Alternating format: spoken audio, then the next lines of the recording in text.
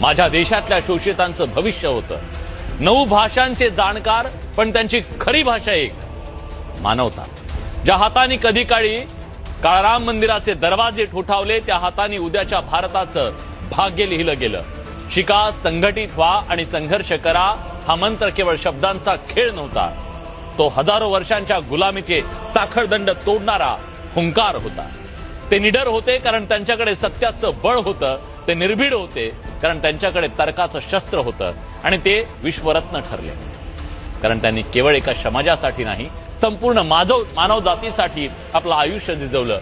आज त्यांची जयंती हा केवळ उत्सव नाही, तर हा प्रेरणेचा दिवस आहे. आजच्या दिवशी आपण स्वतःला विचारलं पाहिजे की बाबासाहेबांच्या विचारांचा वारसा आपण किती जपला. समता, बंधुता आणि न्याय या मूल्यांसाठी आपण किती झटलोय, किती झटतोय. बाबासाहेबांनी आपल्याला संविधान दिलं. आता देश घडवण्याची जबाबदारी आपली आहे. आणि त्या सूर्यासारख्या प्रखर तेजाला, त्या अथांग ज्ञानाच्या सागराला आणि कोट्यवधींच्या उद्धारकर्त्याला नमन करूया. आज जयंतीच्या शुभेच्छा.